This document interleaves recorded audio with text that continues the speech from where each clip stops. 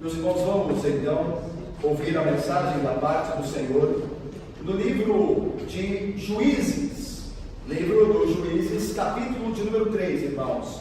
Nós, há poucos domingos, começamos a exposição no livro dos Juízes e agora nós adentramos no capítulo 3 deste livro, onde nos será então narrada, contada a história do primeiro juiz que Deus levantou em Israel para julgar Israel, para libertar Israel. Juízes capítulo de número 3. Nós faremos a leitura do versículo 1 ao versículo de número 11. Juízes 3, de 1 a 11. Veja, acompanhe comigo, irmãos, a leitura do texto sagrado. Depois nós oraremos pedindo a Deus que nos fale com sua palavra. São estas as nações que o Senhor deixou para, por elas, provar a Israel, isto é, provar quantos em Israel não sabiam de todas as guerras de Canaã.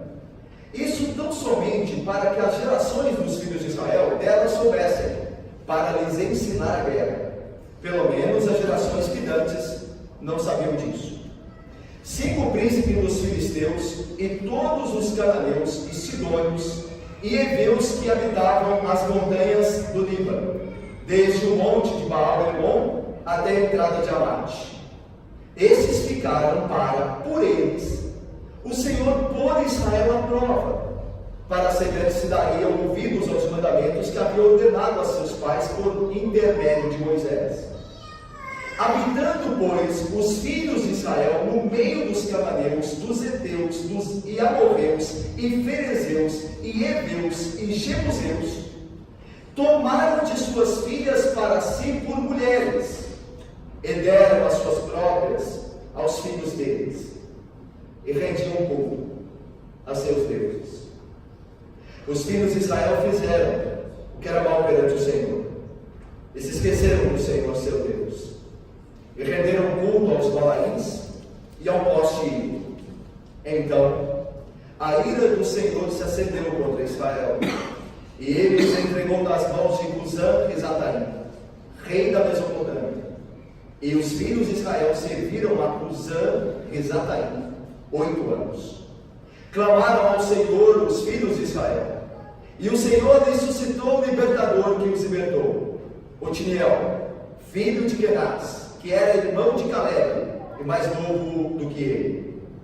Veio sobre ele o Espírito do Senhor, e ele julgou a Israel. Saiu a peleja, e o Senhor lhe entregou nas mãos a Cusã-Risataim, rei da Mesopotâmia, contra o qual ele prevaleceu.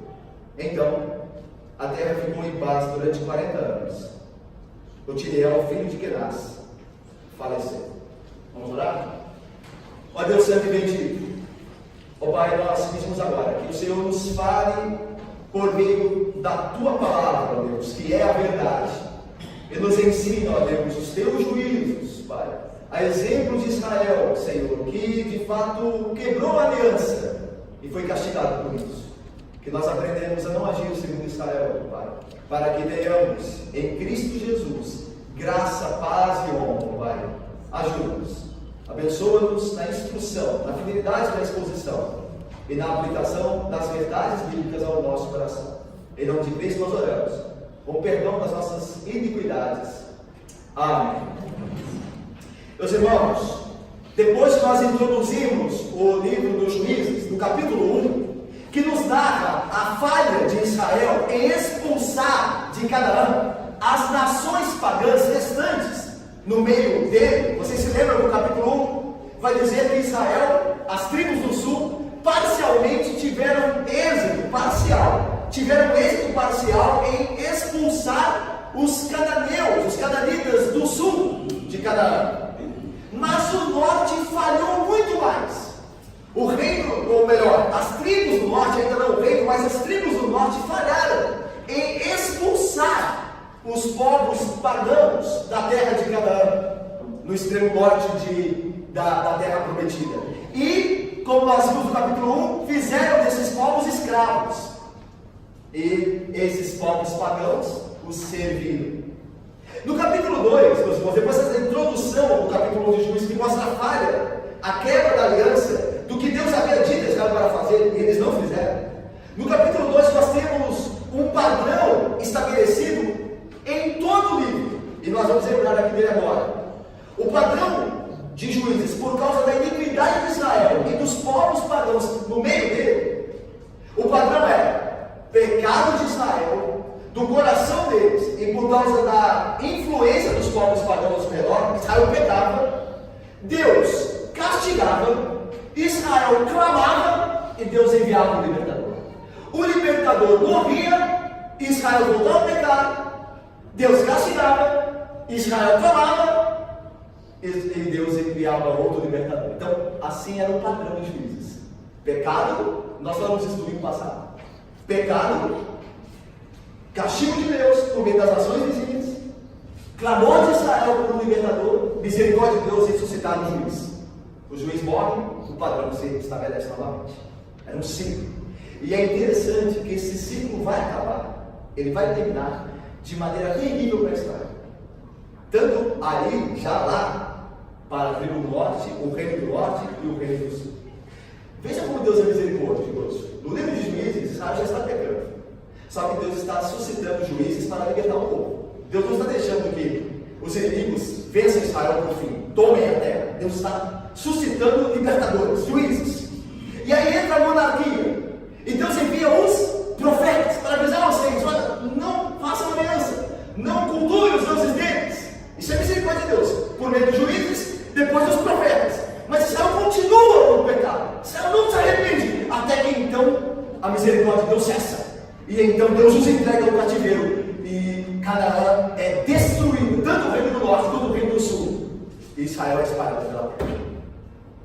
Você vê, meus irmãos, primeira coisa, que a misericórdia de Deus é rica, tanto que por muito tempo Israel foi alvo da misericórdia de Deus, mesmo sendo um povo pecador. Mas a misericórdia de Deus tem um limite, até que Deus os entregou definitivamente, até que Deus os expulsou da terra que lhes havia dado.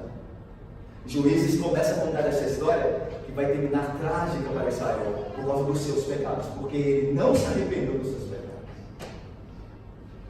Mas visto isso, que a estrutura está aí, agora no capítulo 3 nos é apresentado o primeiro juiz, que é Otiniel, ou em algumas traduções, Otoniel. Esse é o primeiro juiz. E como nós veremos, ele já apareceu antes, no livro anterior, no livro de Josué. Mas nós veremos isso. Mas antes de nós entrarmos no primeiro juiz, vemos quem foi o primeiro juiz e como ele libertou Israel da opressão. Nós vamos ver o que estava acontecendo resumidamente naquele tempo e o que Israel estava fazendo para que ele de fato já fosse entregue nas mãos dos opressores, como Deus o entregou de fato, para levantar posteriormente o juiz. Vamos ver então a situação de Israel na época. Olha o versículo de número 1.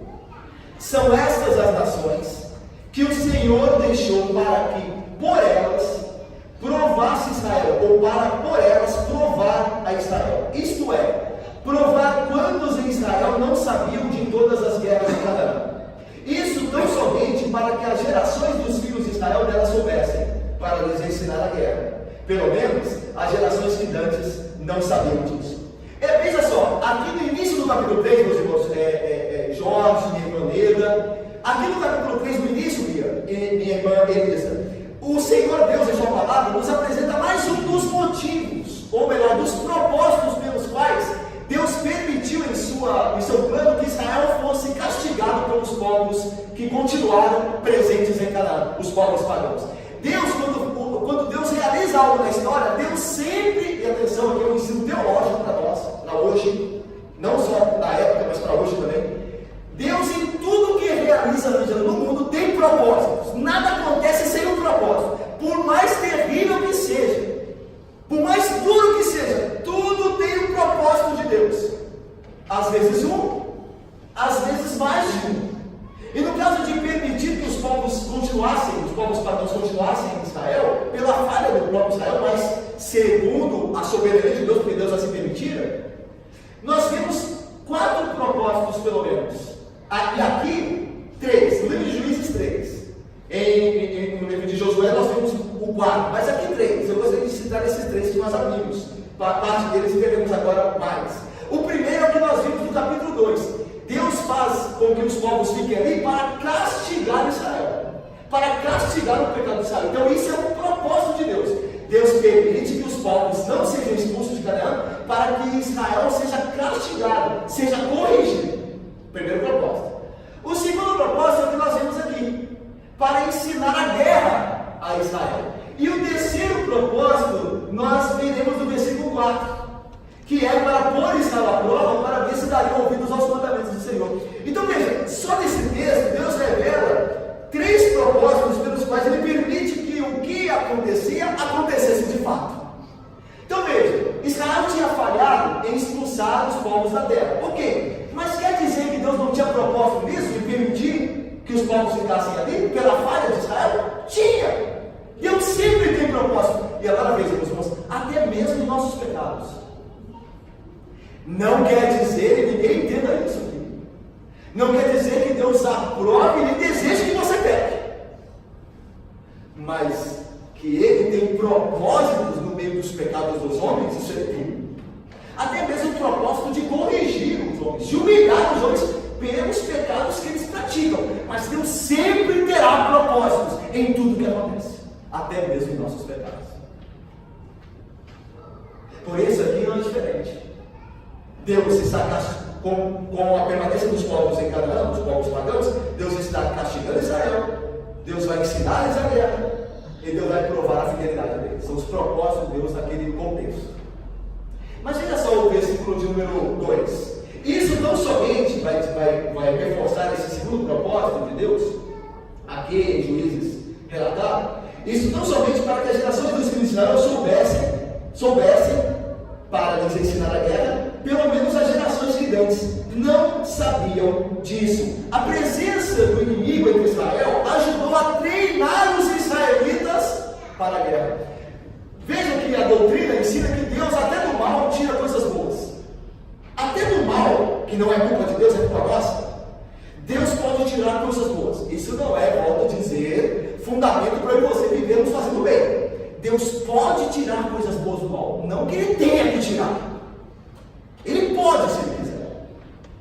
Então aqui Deus aproveita o contexto, por causa do pecado de Israel, para ensinar Israel a guerra. Por que ensinar Israel a guerra? Porque Israel estaria cercado de povos inimigos, e constantemente esses povos tentariam expulsar ou eliminar Israel de Canaã. E Israel precisava aprender a guerra. Mesmo que a guerra, meus irmãos, hoje não seja a melhor atitude a se tomar, você vê os homens falando contra a guerra, mas há situações como esta do texto, no tempo de Juízes, que não havia opção diferente. Ou você guerreava ou você morria. É muito fácil nós olharmos para a Bíblia, dentro do contexto histórico, e dizer que absurdo, Deus ensinando a guerra, que Deus é esse? Mas uma outra coisa, você está naquele contexto, que é um contexto mal, de um mundo caído, em que se você não guerrear, você morre. A sua família vai morrer. É outra coisa. Nós, na nossa torre de marfim, olhamos e julgamos, mas nós não experimentamos o contexto. É a mesma coisa que você saber que os soldados foram enviados à guerra e criticados por estarem ali eliminando o inimigo. Você não sabe o que é uma guerra. Eu e você não temos compreensão disso. Então, ainda que a guerra não seja o melhor a se desejar, em alguns contextos ele é a única opção. E Deus vai usar do contexto de Israel, cercado de inimigos, para ensinar-lhes a guerrear.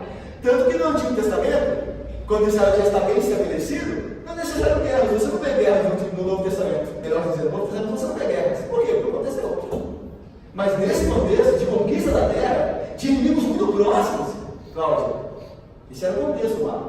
E Deus não abandonou o seu povo, lhes ensinou a guerra. Então veja, continuando. Essas são as ações, diz o versículo 1. E depois da explicação de um dos motivos pelo qual Deus permitiu que essas ações ficassem entre Israel, no versículo 3 ele começa a citar quais são as nações. que estavam na época dos juízes ali em Israel. Olha, veja comigo o texto. Versículo de número 3. 5 príncipes dos filisteus, e todos os cananeus e sidônios, e heveus que habitavam nas montanhas do Líbano, desde o monte de Baal-Hermon até a entrada de Amate. 5 príncipes dos filisteus, ou seja, 5 governadores de cidades e estados, é o que o texto diz. Por volta de 1200, entre 1200 e 1400 antes de Cristo, os filisteus desceram da Ásia Menor, passando pelo Mar Egeu, até entrarem na Palestina, que depois tomou o nome de Palestina por causa dos filisteus. Filistia, Palestina, é o que significa Palestina, né? Filistia. Então, os filisteus vêm da Ásia, passam pelo Egeu e param na ilha de Creta. Dali da ilha de Creta, uma geração de filisteus nasce. Então eles são chamados povos do Egeu, os filisteus. Eles eram conhecidos como povos do Egeu. Eles descem da Ásia, passam por Creta, se estabelecem em Creta, e uma geração olha mais para baixo, para Canaã e Egito, e tentam dominar aquelas terras também. A primeira intenção dos filisteus vindos do Egeu é dominar o Egito. Só que o Egito resiste, é um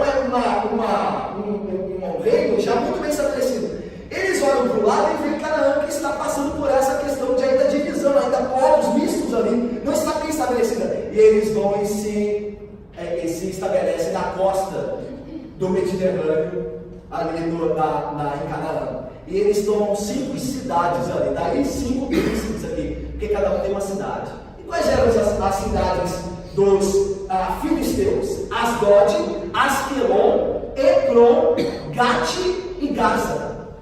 Você já ouviu Gaza, eu ouvi até hoje. A faixa de Gaza entre Israel e Egito. Tem uma faixa junto ao Mediterrâneo, porque o Mediterrâneo é bem ali, a margem do Mediterrâneo, que é chamada hoje de a zona de conflito, a faixa de Gaza. É esta faixa de Gaza que inclui essas 5 cidades, inclui essas cidades filistias. Era ali que os filisteus se... E é bem interessante que até hoje é um lugar de guerra, de estabilidade. É ali que os filisteus se colocaram vindos do Mar Egeu. Então esses eram alguns dos inimigos de Israel. Quais eram os outros? Veja aí. Depois os sidônios. Os sidônios eram os habitantes de Sidom. Lembra de Tiro e Sidom? Que lá nos profetas e reis vão aparecer como um império a ser destruído, com o império com quem guerreariam os israelitas. São esses chamados sidônios. Eles habitavam ali e criaram este reino de Sidom, posteriormente Sidom e Tiro. E depois, veja mais, os heveus. Esse povo aqui, meus irmãos, pouco se sabe dele. Os heveus, embora eles apareçam em alguns momentos das Escrituras, pouco se sabe da origem dos heveus. Mas é dito no texto aí que eles habitavam desde as montanhas do Líbano ao monte Baal-Hermon até a entrada de Amate. É a região da Mesopotâmia, que está próximo ali do Líbano, Turquia, é extremo norte de Israel, extremo norte de Canaã. Lá em cima, no mapa de Canaã, está a Mesopotâmia. Lá habitavam os heveus. Esses povos se tornaram também inimigos de Israel. Mas, continuando o texto, veja aí, versículo de número 4. Esses povos citados aqui no 3, ficaram para que por eles o Senhor pôr a prova, ou pôs a prova em Israel, para saber, agora vem mais um motivo, mais um objetivo, pelo qual Deus permitiria que os povos pagãos ficassem com Israel. Olha aí. Esses ficaram para, por eles, o Senhor pôr a prova em Israel, para saber se dariam ouvidos aos mandamentos que havia ordenado a seus pais, por intermédio de Moisés. Aqui no texto nós vemos 2 motivos pelos quais Deus permitiu, sem querer, que os povos de Canaã permanecessem lá junto com os israelitas. Primeiro, ensinaram eles a guerra. Segundo, é para pô-los à prova, para ver se eles matariam. Ou seja, Deus quer colocá-los à prova para aprová-los. Meus irmãos, quando Deus nos põe à prova, nós que somos o seu povo espiritual, a sua igreja, o corpo de Cristo, quando nós passamos por prova só permitir, mas decretar a nossa aprovação, porque Deus é quem estabelece os meios da providência para que ela aconteça. Lembra que Jesus Cristo foi levado ao deserto para ser tentado por Satanás. E quem o levou ao deserto?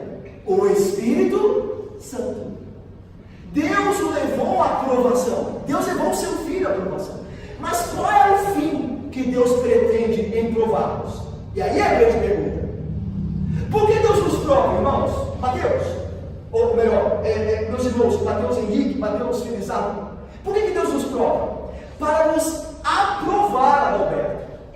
Deus não nos prova para que caiamos. O diabo nos tenta, com finalidade de nos fazer cair. Mas Deus nos prova com a finalidade de aprovar-nos, para que nós passemos no teste, para que nós sejamos aperfeiçoados. É diferente. Quando o diabo nos tenta, ele tenta você com o intuito de fazer você cair, fazer com que você seja castigado pelo pecado. Mas Deus, quando nos prova, tem a ideia de nos aperfeiçoar, de fazer-nos fiéis à sua aliança. Afinal, meus irmãos, disse um teólogo, a fidelidade a Deus não se demonstra como autêntica enquanto não passa pela prova da adversidade. A fidelidade a Deus, ela só será provada se ela passar por adversidade. Porque não tem como provar fidelidade sem provação, sem dificuldade. Você tem que ser provado para ver se você é fiel. Então Deus nos prova com finalidade de aprovar-nos. É essa a forma aqui do texto. Permitiu que eles ficassem lá para ver se Israel daria ouvidos à lei de Moisés, para serem aprovados e abençoados por ele. Então veja que o motivo de Deus é bom. É bondoso o motivo. Assim como ensinar Israel a terra. Então vamos mais. Versículo de número 5. Lemos juntos aí o 5 e o 6. Vamos ler juntos? Leia bem forte de novo, preste bem. Habitando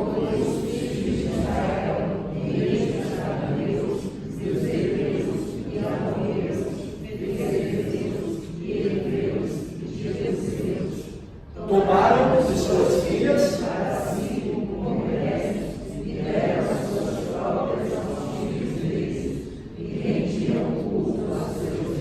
terrível, não? O que Deus disse que aconteceria, porque a palavra dele é fiel. O que ele disse que aconteceria se Canaã permitisse que os povos pagãos continuassem na terra, aconteceu de fato. Eles fizeram aliança por meio do casamento misto, e eles passaram a adorar os deuses cananitas, a Baal, aos Baalaíns e a Astarote. O que Deus falou que aconteceria, aconteceu. Mas veja antes, habitando, pois, os filhos de Israel no meio dos cananeus, dos heteus, amorreus, efezeus, heveus e jebuseus, quem são esses todos? São todas as designações dos povos que viveram em Canaã. Todos esses aqui, em certa instância, resumidamente, são cananitas. Todos esses povos são cananitas, porque estão em Canaã. Mas há definições para cada tipo do povo ou para cada local que eles habitam. Por exemplo, os jebuseus eram os que habitavam em Jerusalém. Os cananeus eram os que habitavam nas montanhas de Canaã. Então cada povo dentro de Canaã tem uma designação, mas todos eles são de Canaã. Resumidamente é isso. Esses povos são cananitas, todos eles. Aí veja, habitando Israel no meio desses povos, o que eles fizeram em Israel? O que Israel fez? Tomou para si as filhas desses povos, tomou-as por mulheres, e deram, Israel deu as suas próprias filhas aos filhos desses povos. E qual que era o resultado? E cultuaram os seus deuses. E meus irmãos, até hoje isso acontece. Não está tão longe da gente. Quando um crente casa com um incrédulo, se Deus não tiver graça, ele lembre-se que Deus não é obrigado a ter, mas pela sua misericórdia, ele a tem. A gente vê muitos casais em que crentes casaram-se com não crentes e Deus teve misericórdia. Converteu não só o cônjuge que era incrédulo, mas também os seus filhos. Isso é misericórdia de Deus, irmãos. É certamente um motivo para se adorar e render graças a Ele e obedecê-lo em novidade de vida. Sem dúvida nenhuma. É motivo de graça, de alegria, de gratidão a Deus. Deus salvou minha família. Mas nem sempre é assim. Porque Deus não está obrigado a fazer isso. A ordem é: não entrarás em associação, em comunhão com o ímpio. comunhão pode haver entre o justo e o ímpio? Entre o crente e o incrédulo? Qual é a comunhão que pode haver? Nenhuma! Então, meus irmãos, os casos em que os filhos são prejudicados são muitos. Em que os filhos passam a se distanciar de Deus por influência do cônjuge não crente. A ordem de Deus é: não faça isso. É claro que Deus, sua misericórdia, como nós dissemos anteriormente, pode consertar os nossos caminhos. E Ele o fez em muitos casos, graças a Deus. Mas não é por isso que nós vamos pôr a prova. Não é porque Deus tem misericórdia de nós que nós vamos viver no pecado. Olha aqui, eu fiz isso, agora o Senhor conserte aí. Não é assim, irmãos. Não é assim. Há muitas famílias que até hoje sofrem com o cônjuge, com os filhos que estão distantes do Senhor, a mercê, à beira do inferno. E como viver com essa realidade para um crente sensível espiritualmente, eu creio que é uma das coisas mais terríveis. É você saber que o seu cônjuge está caminhando para o inferno, que seus filhos estão afastando do Senhor com a sombra do inferno sobre eles. É a realidade, irmãos, é o que a Bíblia diz. E eu sinceramente creio que nós crentes não devemos nos expor a tal sofrimento. Devemos cumprir com a aliança. Veja, irmãos, o texto diz que uma vez que eles abandonaram a aliança do Senhor e se casaram com os povos pagãos, a implicação daquele pecado é natural. Os seus filhos, eles se afastaram do Senhor por influência pagã. Meus irmãos, há um velho homem em nós, que mesmo nós frequentando a igreja, adorando ao Senhor, vivendo com um cônjuge que é crente também, mesmo assim esse velho homem tem ainda tanta força, velho. Ainda fala tão forte, irmãos. Às vezes não é verdade. Nós temos todo o contexto cristãos ao redor de nós, mas mesmo assim o velho homem é tão forte. Imagine se nós nos cercarmos de pessoas que não são crentes. Como potencializada será essa influência? E assim aconteceu. Israel se apartou do Senhor e adorou falsos deuses. E eles quebraram a ordem muito clara da aliança de Deus. Lá em Deuteronômio, não havia muitas gerações que eles ouviram de Moisés a ordem de Deus sobre não se casar com os povos daquela terra. Eu vou lembrá-los aqui. Eu vou lembrá-los agora. Quando o Senhor teu Deus, disse Moisés, te introduzir na terra a qual passa a possuir, e tiver avançado muitas nações diante de ti, os heteus, os gigazeus, os amorreus, os cananeus, os ferezeus, os heveus e os zeus, 7 nações mais numerosas e mais poderosas do que tu, moço da graça do Senhor, né? Ainda que fossem mais poderosas e mais numerosas, Deus as lançou diante de você. E o Senhor teu Deus as tiver dado diante de ti, para as ferir totalmente as destruirás. Não farás com elas aliança, nem terás piedade delas, nem contrairás matrimônio com os filhos dessas nações. Não darás tuas filhas a seus filhos, nem tomarás suas filhas para teus filhos. E eles quebraram claramente a ordem divina, porque Deus foi muito específico. A gente leu o texto agora: não dareis vossas filhas aos seus filhos, nem tomarei das vossas filhas para os seus filhos. E eles quebraram claramente a ordem de Deus. Eles conheciam a ordem e eles foram contra. Por isso, vem em seguinte o que acontece. Olha aí o resultado, olha aí, versículo número 7. Vamos ver juntos? Preparando aí para a entrada do primeiro juiz. Vamos ver juntos aí o versículo 7. Leamos aí. Os filhos de Israel fizeram mal perante o Senhor, e se esqueceram do Senhor, seu Deus, e renderam o culto aos varões e aos vossos filhos. Eu já falei que essa tecnologia e os filhos de Israel fizeram o que era mal perante o Senhor, fizeram eles o que era mal perante o Senhor, será uma constante até a monarquia.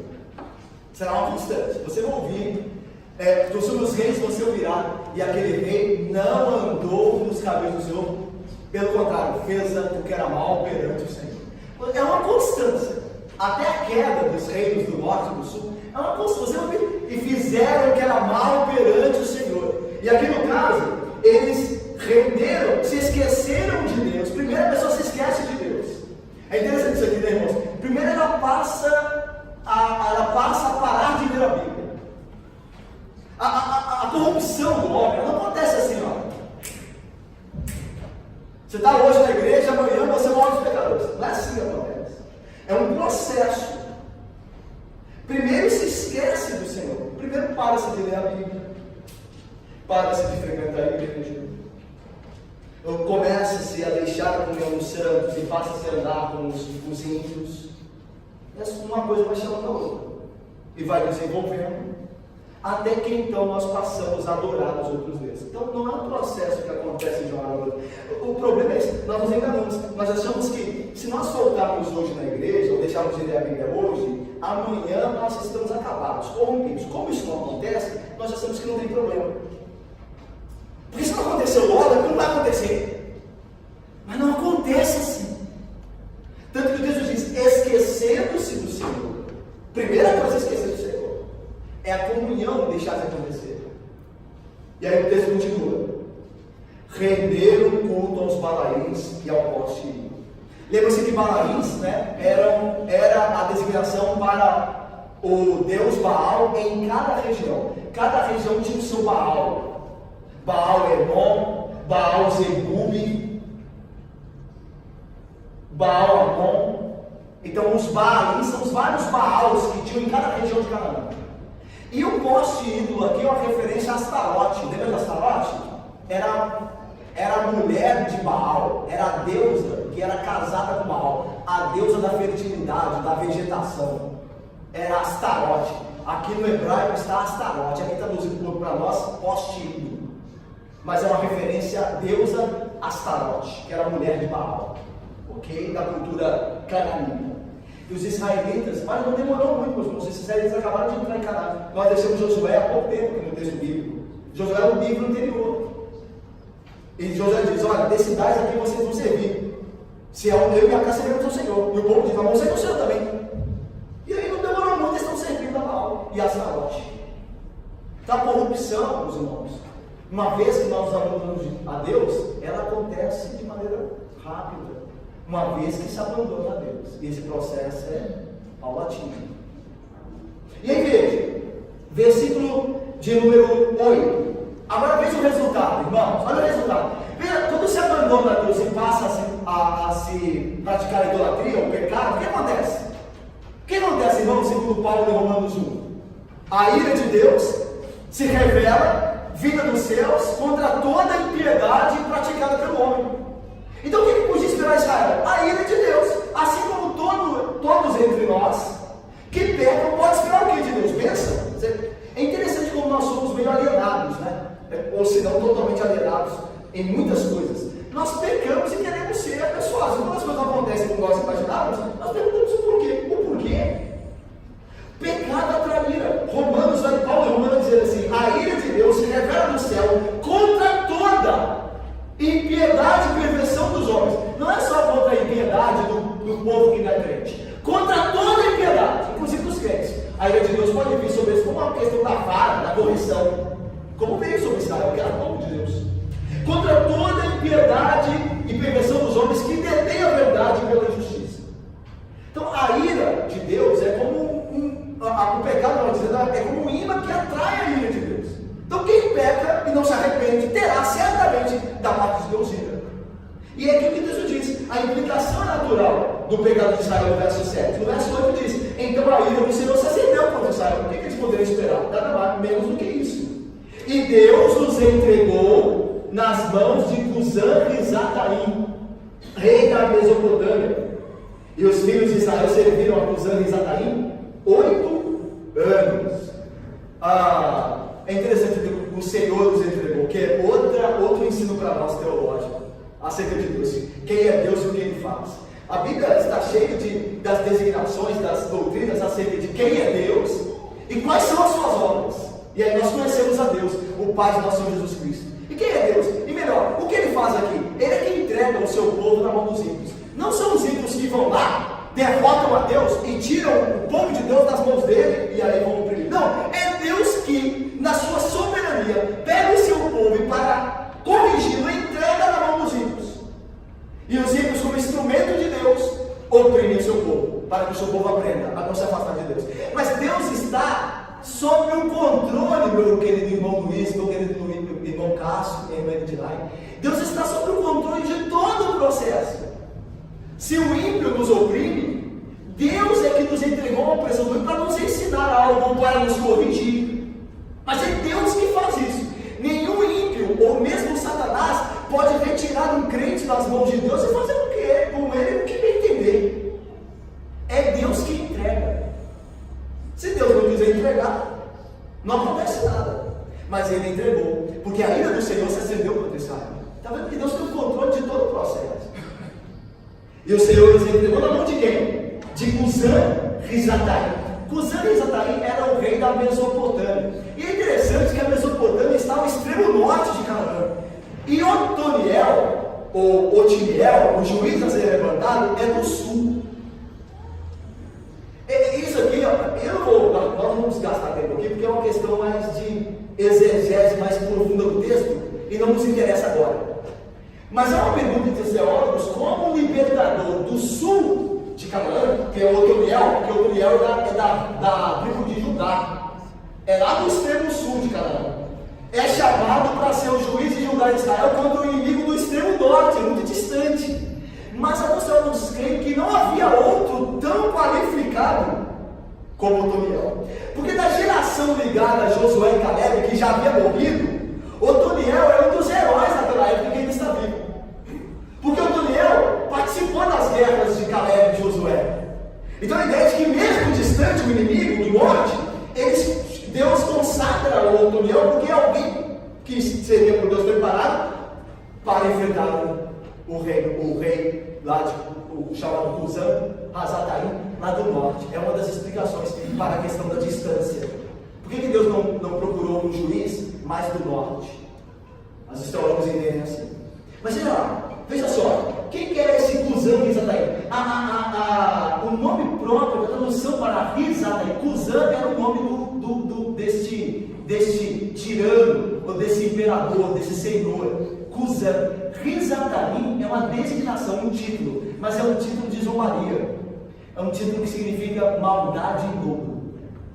Maldade em dobro. Então fica assim: Cusã, maldade em dobro. É um título de zombaria, porque quando o escritor do livro de Juízes escreveu a história, ele quis zombar de Cusã.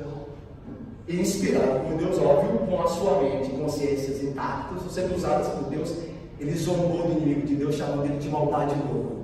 Cusã-Risataim é um título que promove aqui escárnio, zombaria, muito mal, um homem vil, um homem que deve ser desprezado, maldade em dobro. Então veja, este era rei da Mesopotâmia, e os israelitas o serviram durante 8 anos. Então Deus entregou Israel, todas as tribos de Israel, debaixo, sob as mãos de Cusã-Risataim. Ele governou Israel, ele oprimiu Israel durante 8 anos. Agora veja o que aconteceu. Lembra lá do padrão de Juízes? Pecado, castigo da ira, opressão. Deus envia o castigo. E agora vem o quê? Agora vem o clamor do juiz. Olha aí, versículo de número 9. Clamaram ao Senhor os filhos de Israel. E Deus, como é misericordioso, rico em perdoar, tardio em graça, de grande clemência, Deus levantou, ou lhe suscitou libertador. O tema aqui é Salvador, né? Lhe suscitou um Salvador que os libertou. Quem que era o Salvador? O juiz, o primeiro juiz? Otiniel, filho de Kenaz, que era irmão de Caleb, e mais novo do que ele. É interessante, meus irmãos, antes de entrarmos aqui em Otoniel, ou Otiniel, como está a nossa tradução, a gente não pode deixar uma coisa aqui muito importante. O livro dos Juízes é dividido em 2 partes com relação aos juízes que são levantados. Vou explicar. Os primeiros 5 juízes, eles de fato têm grandes vitórias, porque junto das vitórias desses juízes é acrescentado um período longo de paz. Então, os 5 primeiros juízes, que são Otoniel, acompanha aqui comigo, irmão. Otoniel, Eude, Débora, Baraque e Gideão. Esses 5 primeiros juízes, depois vem Sansão, depois os outros. Mas esses 5 primeiros, eles têm vitória, e acrescentada essa vitória vem anos e anos de paz. Mas agora perceba, com o tempo passando, e Israel permanecendo em pecado, mesmo após as libertações dos 5 juízes primeiros, os tempos de paz começam a não existir mais. Isso aqui é importante. Os primeiros juízes, com a sua vitória, estabelecem períodos de paz. Aqui nós temos 80, entre o grupo dos 5 juízes nós teremos período até de 40 anos de paz. Ou aqui 8, aqui nós teremos 40 anos de paz. Então, um período grande de paz. Mas, com o passar do tempo, Israel permanecendo no pecado, os tempos de paz vão sumindo. Ou seja, o que quer dizer a Bíblia? A situação vai piorando. E o caráter do juiz também. Isso aqui é importante. Com o passar do livro de Juízes, você vai ver que o caráter dos juízes, que vão vir posteriormente, vai ser o mais duvidoso. Eles não são homens tão santos. Você pega um Gideão e pega um Sansão, você vê a diferença no caráter. Sansão é um meninão, é um irresponsável, que Deus vai usar, mas o caráter dele passa longe de ser um caráter preparado. Já Gideão, que faz parte do primeiro grupo, é um caráter mais próximo do cristão. O que isso quer ensinar? Veja só, os primeiros 5 juízes, você não só tem períodos longos de paz, como também o caráter desses juízes, os 5 primeiros, é mais bem estabelecido. No segundo grupo, você não tem período de paz. É opressão em cima de opressão e Deus não dá paz. E o caráter dos juízes cai, é baixo. Quem quer ensinar isso? Agora presta atenção. Isso é muito importante para nós. Um povo ou uma pessoa que teme obedecer a Deus constantemente vai sempre piorar a situação dela. A situação dela se aprofundará em desgraça. Cada vez que ela não obedece a Deus. Quanto mais ela tem que obedecer a Deus, mais se aprofunda a situação miserável. É isso que quer nos ensinar a história do juiz. Quanto mais você ir demorando para obedecer, pior fica a nossa situação. Mas vamos agora para a experiência autorial. Veja aí, versículo de número 9. Vamos dizer juntos? Me ajudem, por favor, irmãos, como vocês fazem aí prontamente. Leamos. Clamaram ao Senhor.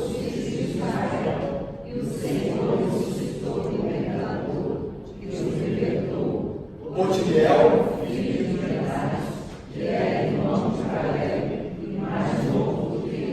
Otiniel, que o nome é bonito, significa no nome hebraico, né? O poderoso que vem de Deus, ou o poderoso de Deus, significa Otiniel. Ele já nos foi apresentado anteriormente, lá no primeiro capítulo, já nos fala de Otiniel, quando narra uma história que é relembrar, o relembrar, trazer a memória de um fato que aconteceu em Josué, no livro de Josué. Vejam só, quem era Otiniel? Otiniel era sobrinho de Caleb. Há uma divergência se ele era irmão de Caleb, tá? O texto hebraico não é claro. Mas alguns historiadores, ou alguns estudantes da Bíblia, os teólogos, creem que está mais para sobrinho de Caleb. Ele era um parente de Caleb, provavelmente um sobrinho. E o que acontece? Quando Caleb, lembra de Caleb e Josué, lembra? Que entraram na terra prometida, a geração cresceu no deserto, mas foram poupados Josué e Caleb, porque foram fiéis ao Senhor. Quando Israel chega em Canaã e é estabelecido lá, Caleb, que é o chefe da tribo de Judá, Caleb é o chefe da tribo de Judá, ele é da tribo de Judá, e é o cabeça da tribo. Ele vai até Josué e diz assim: dá-nos a nossa herança, porque Deus nos prometeu, quando nós fomos enviados para espiar a terra de Canaã, ele disse que a terra que nós passamos e pisamos com os pés seria nossa. E Deus vai dizer, e Josué vai dizer que se cumpra o que Deus prometeu. Aí é estabelecido a região do sul de Canaã como a possessão de Caleb e da tribo de Judá, e eles vão para lá. Quando chegam lá, você se lembra que Josué não venceu todos os povos, venceu os povos mais importantes, mais fortes de Canaã, mas alguns dos povos, as próprias tribos teriam que vencer. Quando chega em Canaã, existem lá na época de Josué e de Caleb os Anaquins, que eram gigantes, de onde Sansão havia de descender.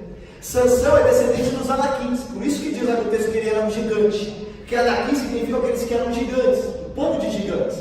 Quando chegam em Judá e Caleb, tem que vencer os Anaquins.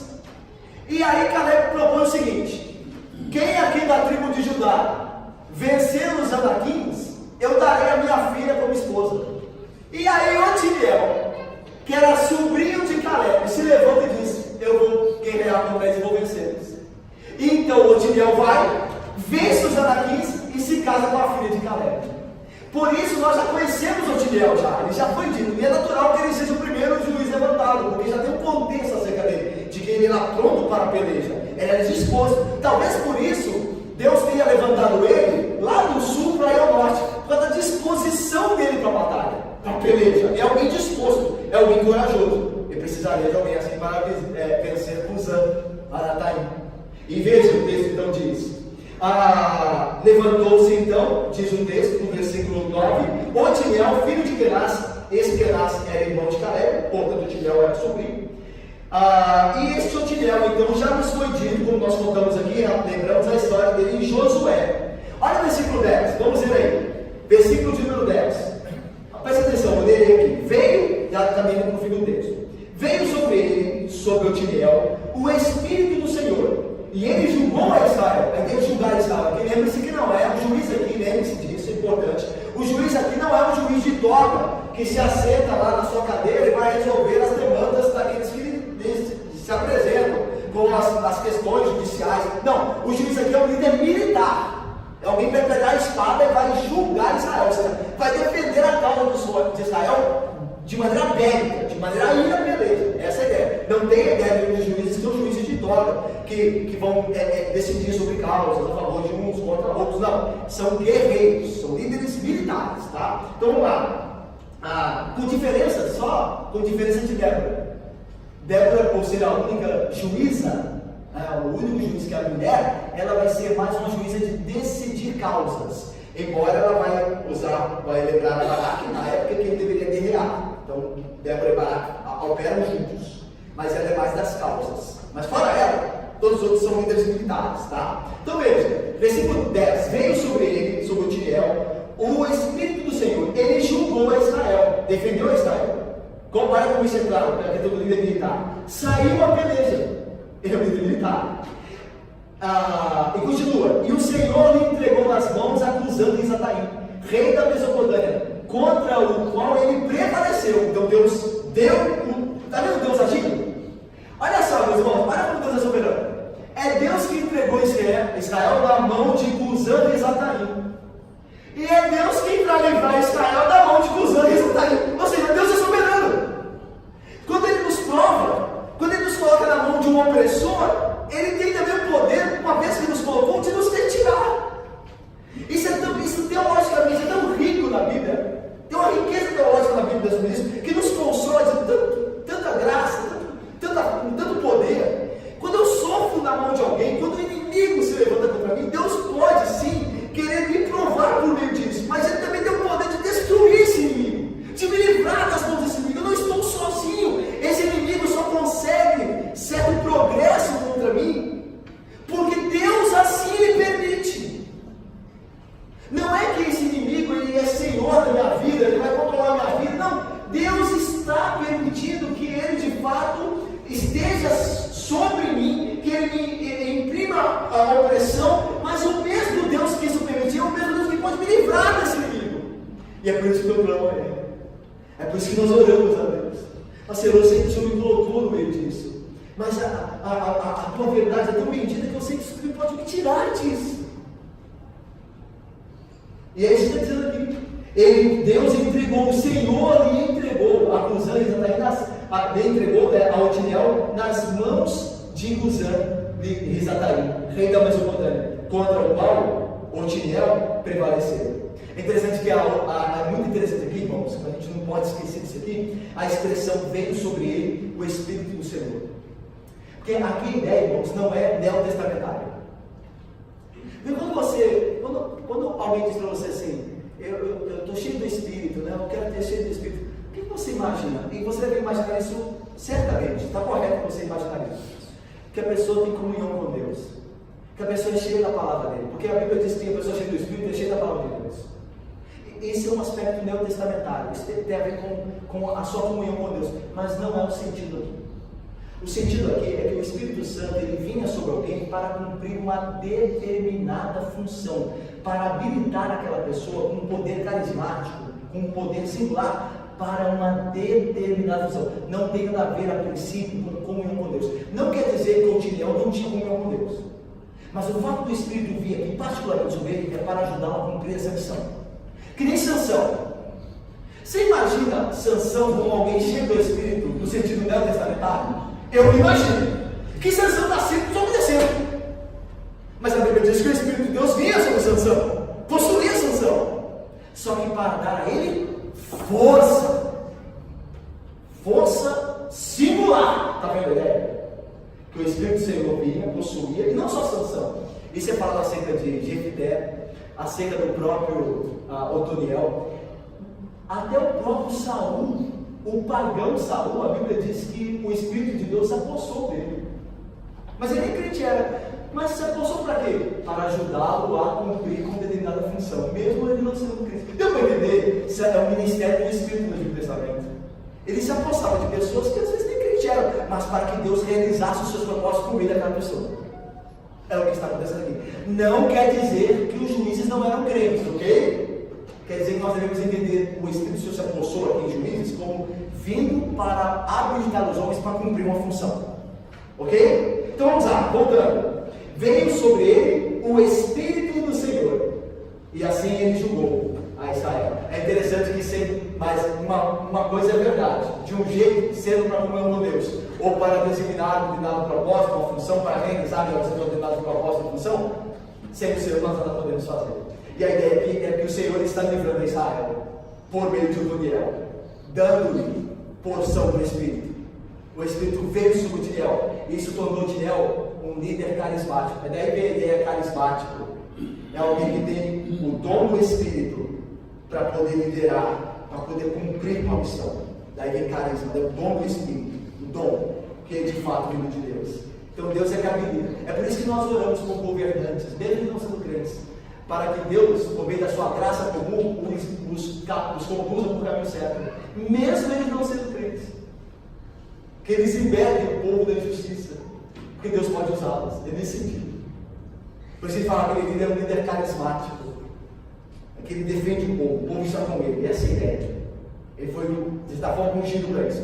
Até de Ciro, aquele rei mau que libertou Israel do cativeiro babilônico, a Bíblia diz: Ciro, o meu ungido, que foi ungido para isso. Então Deus usa até os maus. Não quer dizer que os juízes eram, mas Deus pode usar até os maus para os seus propósitos. Terminando então, versículo de número 11. Vamos ler juntos aí? Olha aí, leiamos. Então a terra.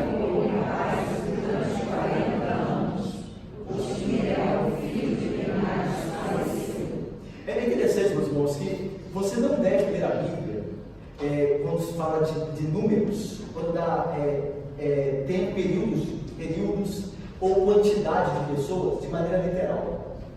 O judeu, o hebraísmo do judeu, ele nunca está preocupado em ser literal, ele quer passar uma ideia.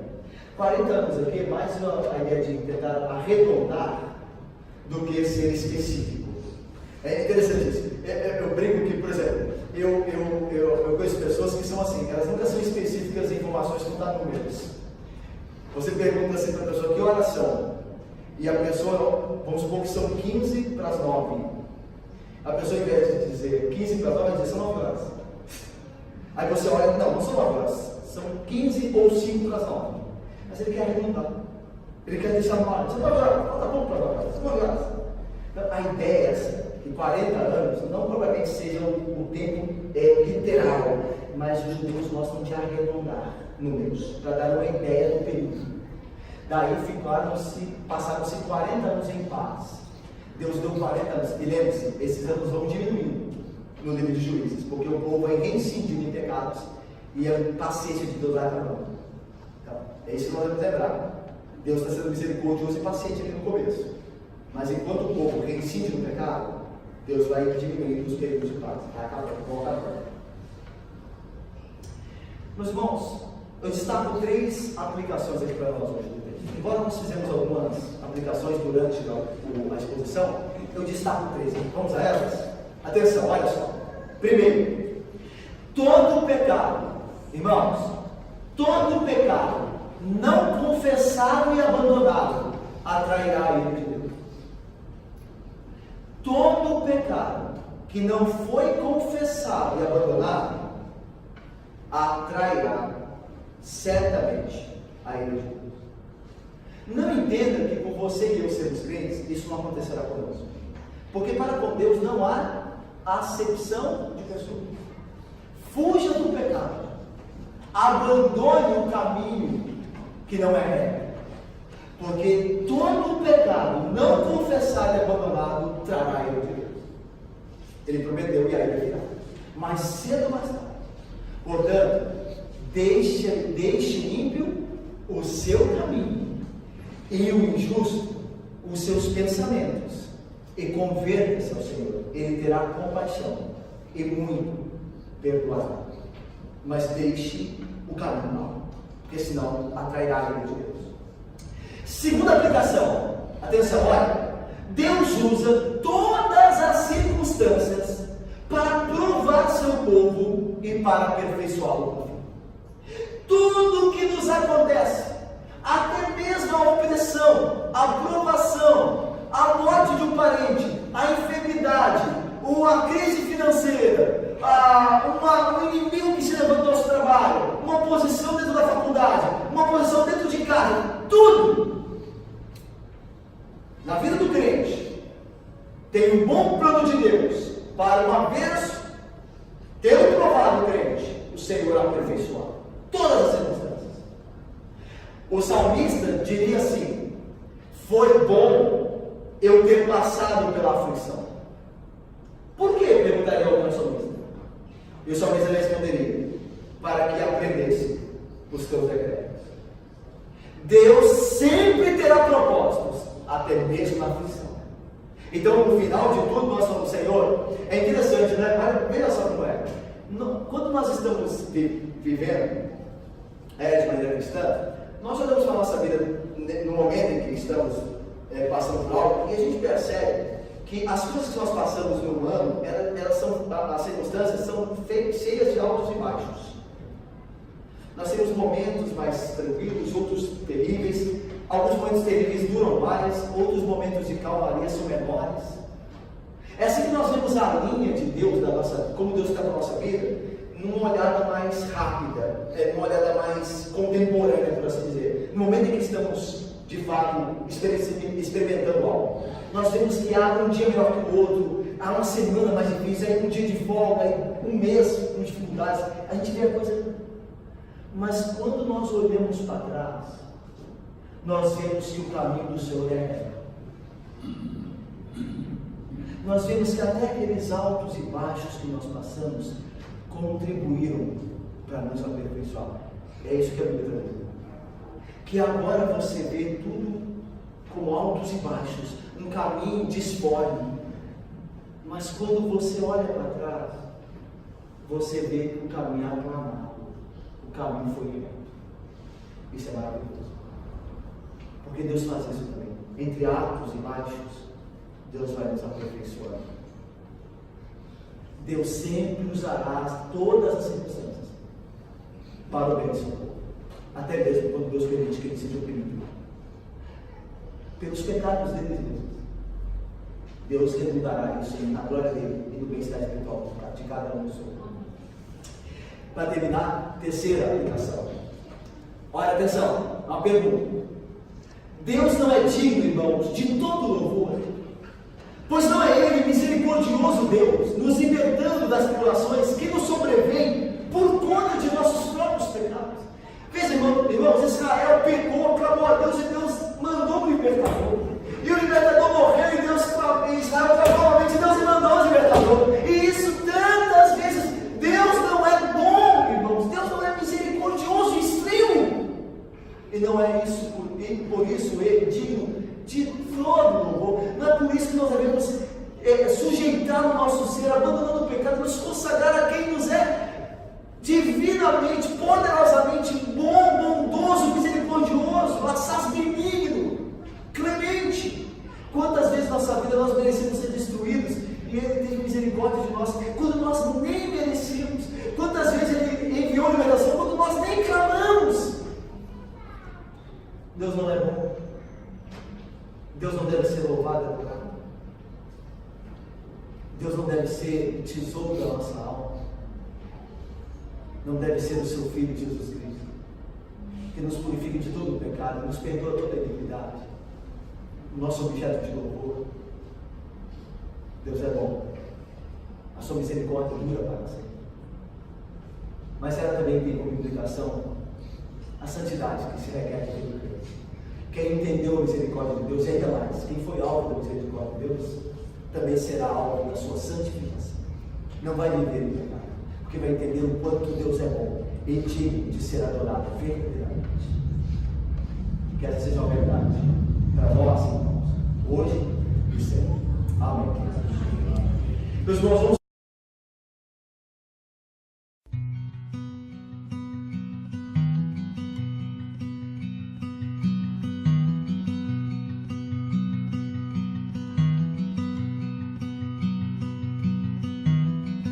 A mighty fortress is our God.